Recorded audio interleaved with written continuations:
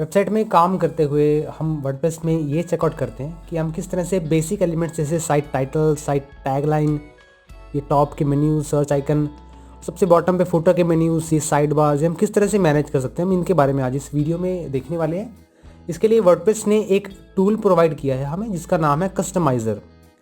अपनी वेबसाइट में कस्टमाइज़र को ओपन करने के 3 मेथड्स हैं। सबसे पहला मेथड, अगर आप इस स्क्रीन पर जहाँ पर आपकी वेबसाइट लाइव है आप उसका विजुअल प्रेजेंटेशन देख रहे हैं तो टूल बार में हमारे पास कस्टमाइज़ का ये बटन अवेलेबल है। इस बटन को मैं क्लिक करके कस्टमाइज़र तक पहुँच सकता हूँ।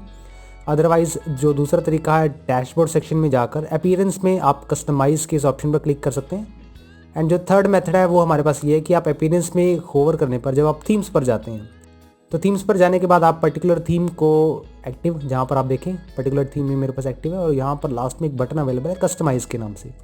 इस पर जब आप क्लिक करते हैं तो ये तीनों मेथड्स सेम काम करते हैं, तीनों एक ही बटन से अटैच्ड हैं। यही पेज आपके सामने स्क्रीन पर खुलेगा जब आप तीनों में से कोई भी एक मेथड फॉलो करें तो ये है हमारे पास कस्टमाइज़र। कस्टमाइज़र के अंदर हम वेबसाइट की थीम रिलेटेड बेसिक एलिमेंट्स को चेंज कर सकते हैं, जैसे कि site title, site tagline, background colour, font और टेक्स्ट साइज़ और फॉन्ट साइज़। इसके अलावा भी काफ़ी सारे ऐसे एलिमेंट्स हैं जिसमें हम चेकआउट कर सकते हैं जिसे और चेंज कर सकते हैं अपने अकॉर्डिंगली जो हमें सूटेबल लगे। कस्टमाइज़र के अंदर हमारे पास ऐसे काफ़ी सारे ऑप्शंस अवेलेबल हैं जिसमें स्टार्टिंग में जब हम कस्टमाइज़र देखें तो यहाँ पर एक लाइन लिखी है, you are customising business name. यहाँ पर बिजनेस नेम साइट टाइटल से रिलेटेड है। ये टाइटल हमारे पास यहाँ पर डिस्प्ले हो रहा है जो कि एक वेबसाइट का नाम, एक बिजनेस का नाम हो सकता है। उसके बाद आपके पास एक्टिव थीम 2020 के नाम से जो आपकी थीम है वो एक्टिव है और इस थीम को अगर आप चेंज करना चाहते हैं कस्टमाइज़र के अंदर तो इस चेंज बटन पर क्लिक करके आप उसे चेंज कर सकते हैं। आपके सामने यहाँ पर लाइव प्रीव्यू शो होना शुरू हो जाएगा जो आपके पास ऑलरेडी इंस्टॉल्ड है। अदरवाइज़ नई थीम को इंस्टॉल करने के लिए आपको डैशबोर्ड सेक्शन में जाना होगा। डैशबोर्ड सेक्शन में जाने के बाद आपको अपीयरेंस में थीम्स में जाना है एंड देन आप यहाँ से नई थीम ऐड कर सकते हैं और जो थीम आप यहाँ पर इंस्टॉल कर लेंगे इंस्टॉल बटन दबाकर तो आपको वो यहाँ पर विजुअली दिखनी शुरू हो जाएगी इंस्टॉल्ड थीम्स के फील्ड के अंदर।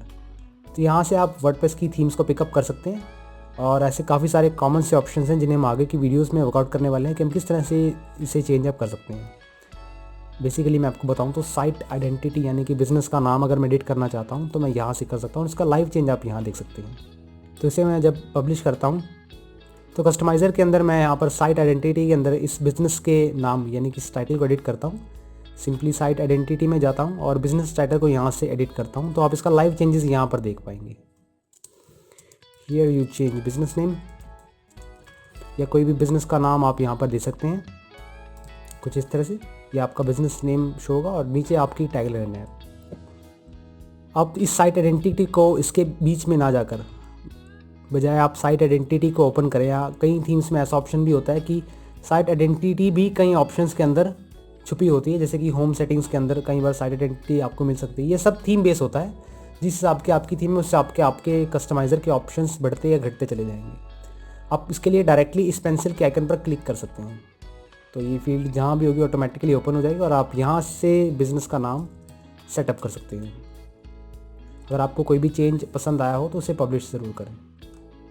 अदरवाइज़ चेंज पब्लिश नहीं करना चाहते तो सिंपली क्रॉस के इस बटन पर क्लिक करें तो ये डायरेक्टली आपको डैशबोर्ड की तरफ जंप करवा देगा कुछ इस तरह से। आगे की वीडियोस में हम कस्टमाइज़र को और भी डिटेल में समझने वाले हैं कि हम कस्टमाइज़र को कैसे यूज़ कर सकते हैं पूरी वेबसाइट में।